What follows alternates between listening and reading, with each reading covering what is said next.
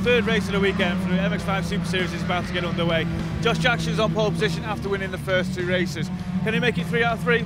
Well, let's find out. I'll hand you up to the commentary box and Andy McEwan. Thanks very much, Anthony. Yes, the hat trick is definitely on here for Josh Jackson, but he's going to have to fend off Jake Bailey again, who's been a fast starter this weekend. Richard Breland and Paul Sheard share row 2 ahead of Sam Bailey and George Grant, with Simon Fleet and Patrick Collins on the 4th row of the grid. Row 5 for Simon Orange and Alex Miller. Row 6, Matt Pickford and Jim Hart. Then James Kell, Russ Lyndsay and Sam Dehaan at the back of the grid. In theory, although I can't see Sam back there, so I think he may be a non-starter. We've got everyone else there.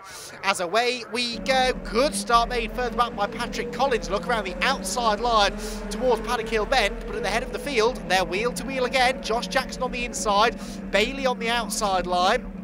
The midfield scrum through Paddock is always very, very close indeed. But look at this, no, side by side, I should say, for the lead. But Jackson has the inside line. He wasn't able to fend off Bailey at the start of race 2, remember. But this time around, he looks as though he might be able to. On board again with Patrick Collins here. We've got Simon Orange, I think that is, in front of us, who's leapfrogged ahead at the start of this one. They turn their way through Graham Hill Bend. So Jackson leads the way. It is Jake Bailey second. Paul Sheard in his third position that he's held throughout most of the weekend's runnings, really. Richard Breland down to 4th. Of course, they started the opposite way around on the grid. And Paul Sheard with a big lock-up, runs a bit wide. Can Breland get up the inside? The answer is no. There is one car off further back, though, which was possibly Patrick Collins. Yes, we've lost Patrick Collins from the group. So Patrick has gone off, I'm afraid. Did he make contact with anything solid, or has he been able to rejoin? Not too sure. Find that out for you in a second. Right, back up toward Paddock Hill Bend. The whole field streaming through as one here at the start of this race. Race 2 was a little bit more lively than race 1. Is race 3 going to be more lively than either of them? We'll wait and see. Immediately here comes the attack from Jake Bailey up the inside, and those two are starting already to make their customary break from the rest of the chasing pack. But it's the chasing pack that gets bigger with each race that goes by, doesn't it? We started off in race 1 with a sort of 3-way battle for third. Then it became a 4-way battle in the early part of race 2 because George Grant was a part of it. But George has just done exactly what he did on the second lap in race 1 and gone off at Graham Hill Bend. However, the car is stopping this time around as if there's an issue, and I did spy some fluid coming out of that car as it came through Druids that time around, so that may have been the cause of that spin, or that half spin onto the grass, and possibly the cause of his retirement.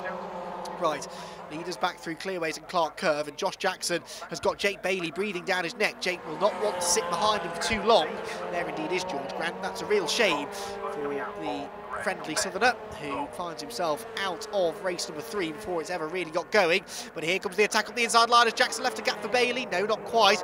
Yeah, Jake Bailey will know from experience in race 1 where he spent the entire race latched onto the rear bumper of Josh Jackson without being able to find a way through. Oh, interrupt myself there because Russ Lyndsay is in the barriers by the looks of it, halfway down the hill out of Druids. So that is why we had double-waved yellows out of Druids that time around. But yeah, so Jake Bailey knows that Josh Jackson's a hard man to pass.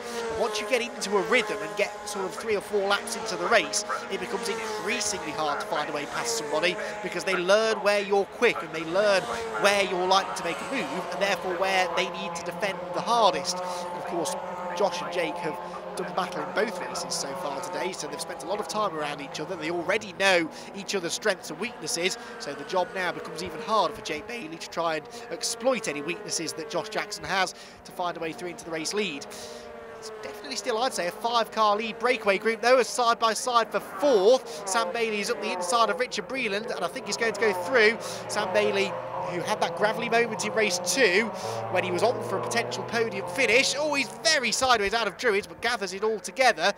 I hope the yellow flags have gone in. I think they had by that point up towards Druids, because the lap before there were double-waved yellows there. But look at this. This is for 2nd place now. And Jake Bailey is actually falling away from Josh Jackson ever so slightly into the clutches of the very experienced Paul Sheard, who made a very rare mistake at this corner in race 2 when he threw away 3rd position, gave it to Richard Breland. This time around, Richard Breland's nowhere in sight because Paul has managed to latch onto the leading 2 and make this a 3-way fight for the lead. So good to see Paul Sheard up at the sharp end. Through Paddock they go. Using a bit of curb, the race leader there, Jake Bailey. I've noticed that he and Josh Jackson far more aggressive with their use of curbs on the insides of corners, particularly Paddock Hill Bend and Graham Hill Bend. And That unsettles the car, but it unsettles it in a way that if you do it right, it helps the car turn and it eliminates any sort of understeer. But back, this is for 4th position now between Sam Bailey and Richard Breland. The same 5 drivers who have filled out the top 5 positions in both races, just in slightly different orders for 3rd on back. It's been this man, Josh Jackson, who has won both races. Interestingly, though, in this one, a lap or so ago, it looked as though Jake Bailey was falling behind and was going to have to turn his attentions from attack to defence to try and keep Paul Sheard at bay.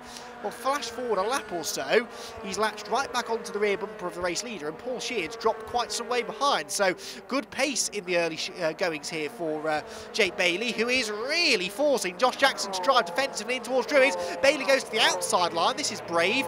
If he can hang tough around the outside, he'll have the inside for Graham Hill Bend, but it's very difficult to do that. And indeed, he gets shown the edge of the road coming out of the turn.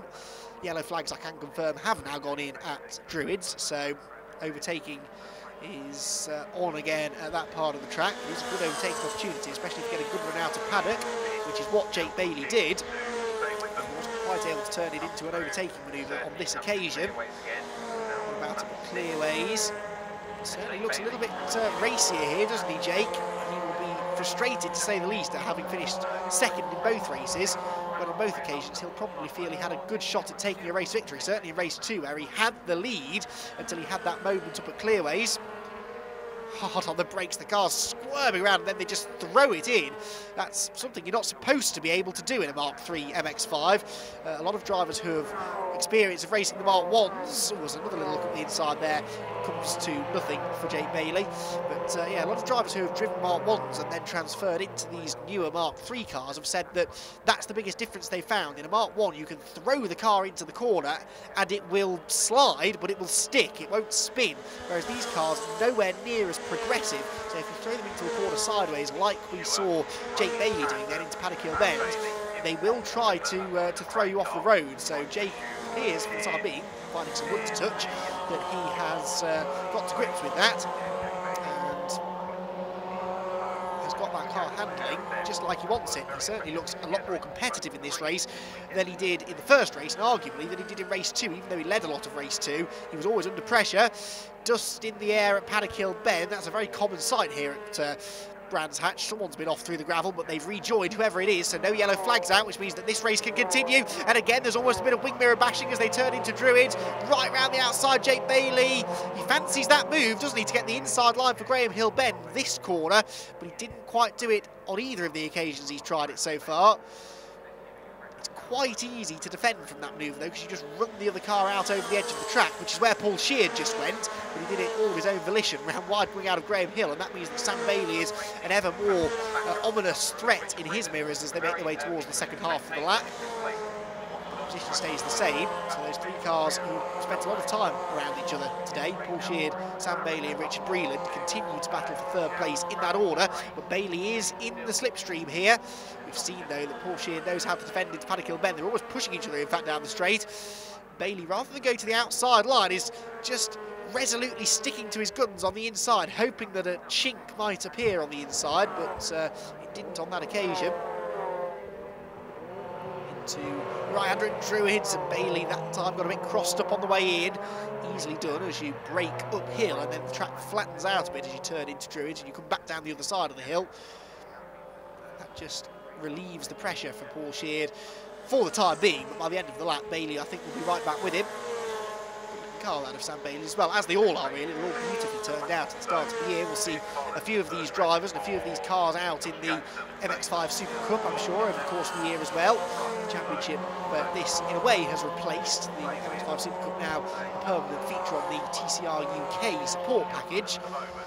And so, in its place now, the Super Series has been born, and it's for teams and drivers who maybe don't want to commit to a full season of Super Cup, or perhaps for teams who are running cars in both the Mark 1 Championship and the Mark 3s. And of course, the Mark 1s are here this weekend, so it means that they can stay on the same package. They don't have to spend any extra money carting the cars here, there and everywhere around the country. And so it's a good initiative, this, from BRSCC, and it's good to see that it's already being pretty well supported, with 15 cars out here for the first round.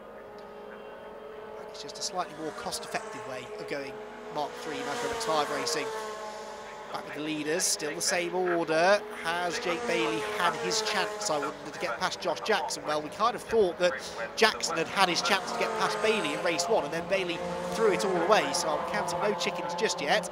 There's every chance that could still change, as there's every chance that this place could change, because Sam Bailey had a little go there at getting past Paul Sheard at clearways. It didn't work, and that has now cost him 4th position, because it lost him momentum down the pit straight, and so Richard Breland has been able to get through. This is why you'll hear it referred to as one of the hardest jobs in motorsport, when you're stuck in between 2 cars and you're trying to attack and you're trying to gain a position, but if you go for it and it doesn't work, you'll end up losing a position, and that's exactly what happened there to Bailey. At the front of the field, though, here is a move on the inside. Oh, almost contact at Graham Hill Bend. That was a new form of attack there for Jake Bailey. Let's try and throw it up the inside into Graham Hill Bend and hope for the best.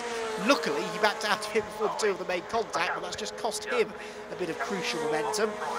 He should be able to pick up the slipstream again down the pit straight and then close back in. Richard Breland, in his newly acquired 4th place, now fancies his chances of getting back on the podium. He's been 3rd in both races so far. In fact, I think I said earlier on that the top 5 had finished in different orders in each race. That's not actually true, because it's been Jackson from Bailey at the front in both races, with Breland, Sheard and Bailey 3rd, 4th and 5th in both races. So at the moment we're on for a shuffle in that position, at least in the shape of Paul Sheard hanging on to a podium finish, but we'll have to wait and see whether that stays the same to the end of the race. Leaders make their way up towards Druids. Here's Simon Orange and Simon Fleet a little bit further back. They are battling over 6th position for the time being, with of course the demise of George Grant earlier on.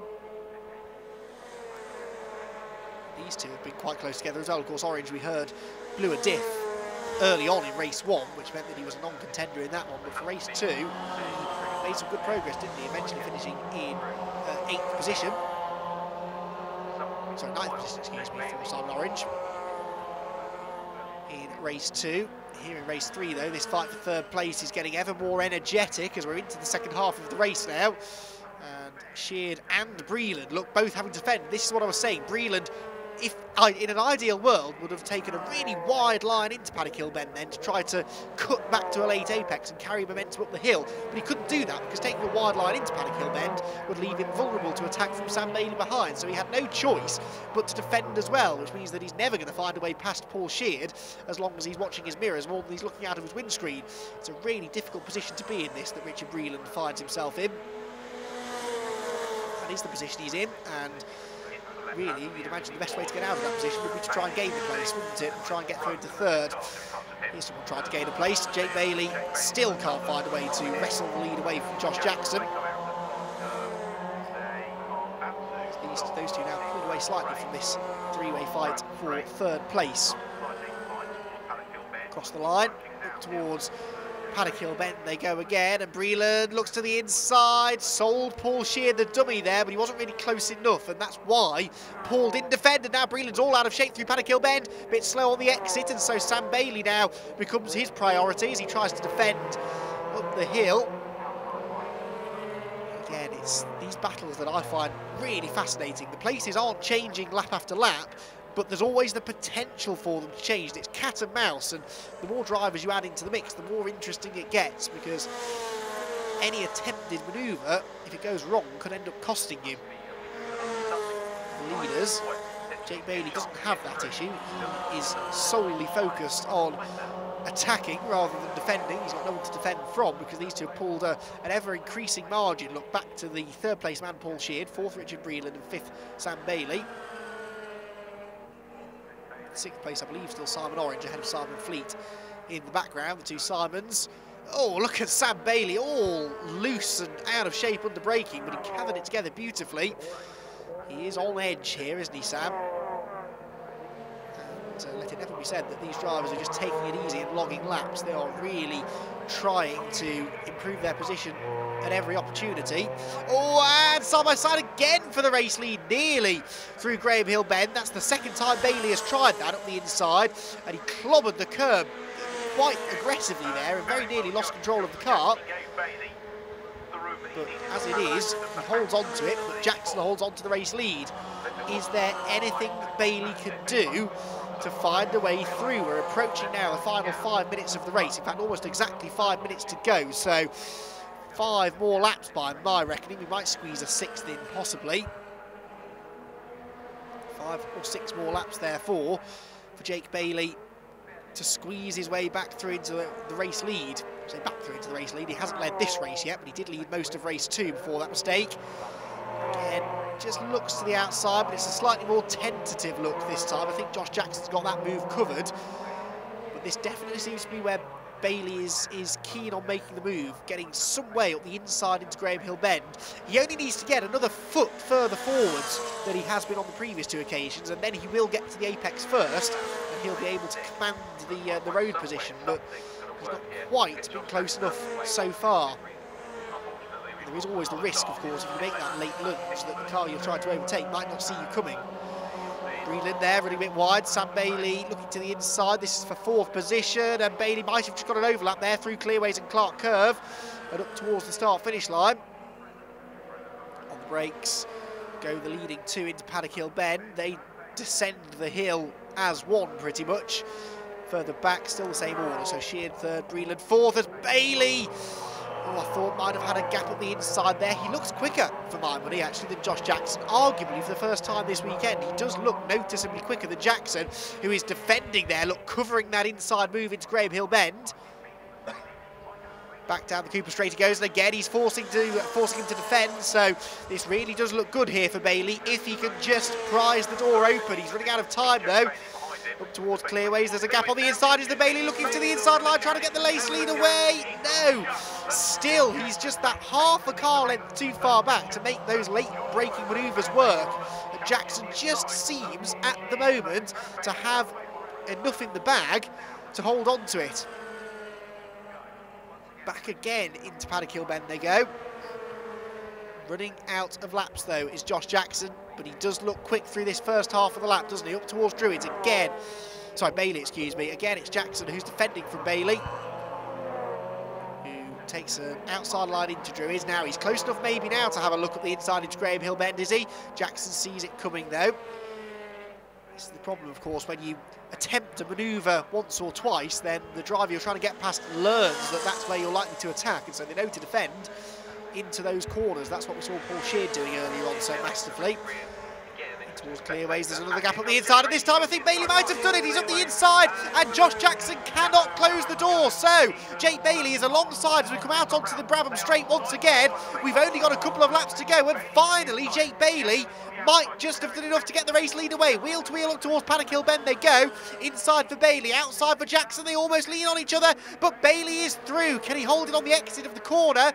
Yes, he just about does. So Jake Bailey with a sensational move.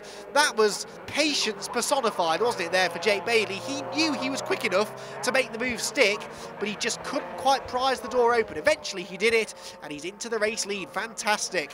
Further back, Paul Sheard still 3rd, with Sam Bailey 4th. So he's ahead of Richard Breland now, but then he locks up down into Graham Hill Bend, and Breland, I think, will have to settle in 5th for now, but he's close enough to attack.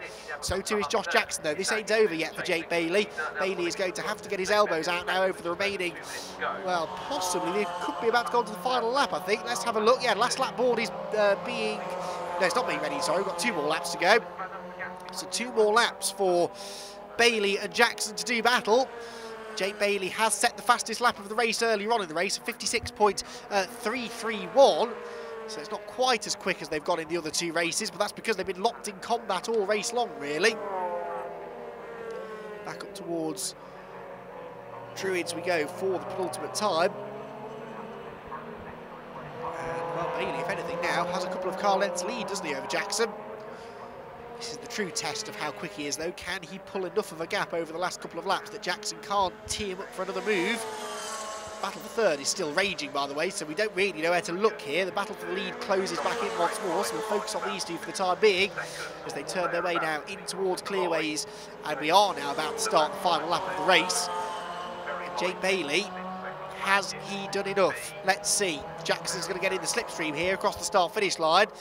although he actually pokes his nose out slightly to the left-hand side, so he's not going to get the full effect down towards Paddock, but he is closing in, and he looks to the inside line, but Bailey's late enough on the brakes. Didn't feel the need to defend there. I thought that might have been a mistake at first, but no, he's late enough on the brakes to fend him off. Back out of Paddock now, hooked towards Druid's corner. It would be nice to see Jake Bailey get a race victory, having been so close in the first 2 races. It will be equally nice, though, to see Josh Jackson get the hat-trick of race victories.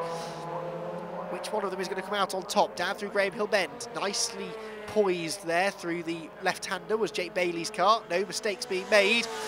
One more overtaking opportunity to go, and that's into the right-hander at clearways, and Jackson is closing in. But this is where Bailey got the lead away from him, so we know Jake is good on the brakes here. Jackson looks up the inside, not quite close enough, and so it looks as though we're not going to see the hat-trick of victories here today in the Mazda MX-5 Super Series. 3rd place is still up for grabs. That could go either way, but on the dash towards the checkered flag, it is Jake Bailey who wins race number 3 here at Brands Hatch. A fantastic race, though, between himself and Josh Jackson.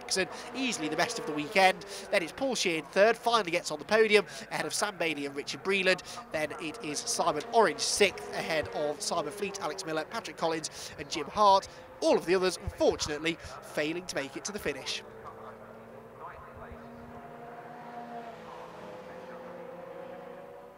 So I suppose a massive congratulations is in order for you. How do you feel? Yeah, thank you very much. Really good. Wasn't an easy race. Josh kept me on his toes as he did in the other 2 races. But a big thanks to Blink Motorsport for making sure the car was spot on for me. So Josh, congratulations. Unfortunately, I see you coming away with 2nd, but that was a nail-biting challenge in the last section. How did you feel? Yeah, no, it was good. The car was not quite as good as it was in the last 2 races, but Jake kept me honest and all through the day. But yeah, it's thanks to BC Cars and Brian and Brisky Racing and Richard helping me out this year. So Paul, congratulations. How do you feel? Yes, good. I mean, fought for a podium early on, and it wasn't to be. Richard denied me of it, so I was quite determined. And we've done some work on George's car. It's lovely for him to lend me the Clapham North spare car, and we've tuned it in a little bit, and I think there's a niche to come out of it yet. So yeah, look forward to supporting the Super Series some more. I think it's going to grow and grow. Well, what a fantastic opening round it's been for the Mazda MX-5 Super Series here at Brands Hatch. Josh Jackson takes 2 wins and Jake Bailey the other. Lyndsay, what a fantastic final race that was. I know, it was completely nail-biting. I didn't know who was going to get the last pip at the last second, but it was absolutely phenomenal, and hopefully it'll continue when we're back at Snettington for the next round. So please come and join us then.